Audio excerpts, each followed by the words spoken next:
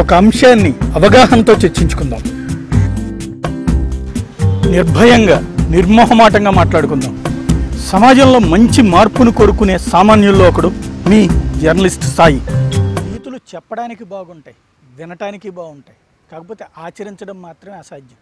ఇది ప్రస్తుతం ఆంధ్రప్రదేశ్లో కేసినేని నాని మాట్లాడుతున్నటువంటి మాటల్లో ఉన్న డొల్లతనం. తను నిన్న మొన్నటి వరకు కూడా పెద్ద ఎత్తునే బస్సులు నడిపారు, వందల బస్సులు నడిపారు, వేల మందితో వ్యవహారాలు నడిపారు. కాకపోతే ఈ రోజున మొత్తం దుర్మార్గం జరిగిపోతుంది. రవాణా శాఖ అధికారులందరూ దుర్మార్గులు కాబట్టి ఇదంతా అక్రమాలు జరిగిపోతున్నాయని మాట్లాడుతున్నారు. వాస్తవానికి ఇక్కడ తను ప్రస్తావించే అంశం నిబంధనలు ఎలా ఉంటాయంటే, ఆంధ్రప్రదేశ్ కావచ్చు, తెలంగాణ కావచ్చు, ఈ రెండు చోట్ల రోడ్లని జాతీయకరణ చేశారు. అక్కడ ఉన్నటువంటి రవాణా వ్యవస్థ అంతా కూడా ప్రభుత్వ రవాణా వ్యవస్థ కింద నడుస్తుంది. ప్రజల్ని తీసుకెళ్లాల్సినటువంటి స్టేజ్ క్యారియర్లు నడిపేటువంటి అధికారం కేవలం ఆర్టీసీకి మాత్రమే ఉంది.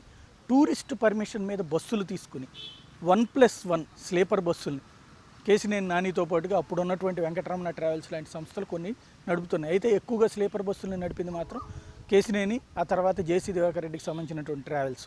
ఈ 1+1 తీసుకుని నడిపేటువంటి ఈ బస్సులు కూడా టూరిస్ట్ అంటే ఒక సమూహం అయినటువంటి జనాల్ని ఒక ప్రదేశం నుంచి ఇంకో ప్రదేశానికి తీసుకువెళ్ళి అక్కడ పర్యటన పూర్తయిపోయాక మళ్ళీ తిరిగి గమ్యం చేర్చే వరకు కూడా ఆ బస్సుకి సంబంధించిందే బాధ్యత. ఇది టూరిస్టు నిర్వచనం.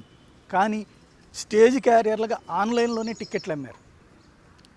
దానికి గాను పెనాల్టీల పేరుతో సీటుకి ఇంత అని చెప్పేసి అక్కడ ఉన్నటువంటి రవాణా శాఖ అధికారులు కట్టారు. అది తప్పని తెలిసినా ప్రభుత్వాలు ప్రోత్సహించినాయి. ఎందుకంటే ప్రజలకు అవసరమైనటువంటి బస్సులను ఏర్పాటు చేయడంలో ఆర్టీసీ ఎప్పుడూ దూరంగానే ఉంటుంది. దానికి కారణం కూడా ప్రైవేటు బస్సుల యజమానులందరూ కూడా రాజకీయ నాయకులు లేదా వాళ్ళకి సంబంధించినటువంటి వ్యక్తులు అయి ఉంటారు.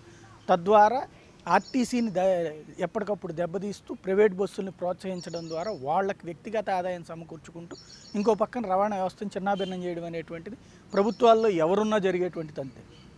ఈవేళ కేసినేని నాని మాట్లాడుతున్నారు. 2+1 బస్సుల పేరుతో పెద్ద ఎత్తున అక్రమాలు జరిగిపోయిన అరుణాచల్ ప్రదేశ్లో కావచ్చు, అస్సాం లాంటి రాష్ట్రాల్లో రిజిస్టర్ చేయించుకున్నటువంటి బస్సులన్నింటినీ ఇక్కడ తిప్పారు.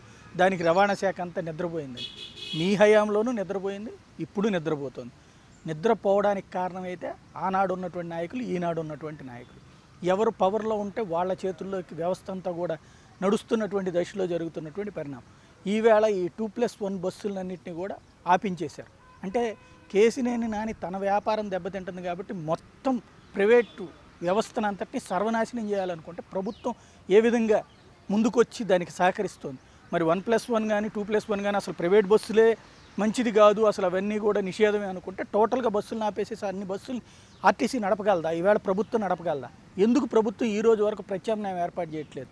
అంటే మీ నాయకుడు కోసం ఏమైనా చేసేస్తారు, సర్వనాశనం చేసేస్తారు వ్యవస్థను అంతటిని.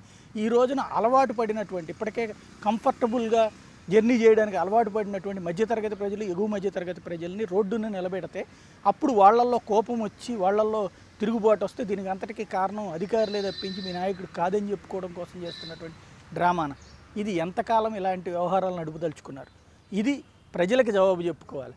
కనీసం మీకు మీరైనా సరే ప్రశ్న వేసుకోగలిగితే భవిష్యత్తులో సమాధానం దొరుకుతుంది. నిజాన్ని నిజంగా చెప్పడమే నిజమైన జర్నలిజం.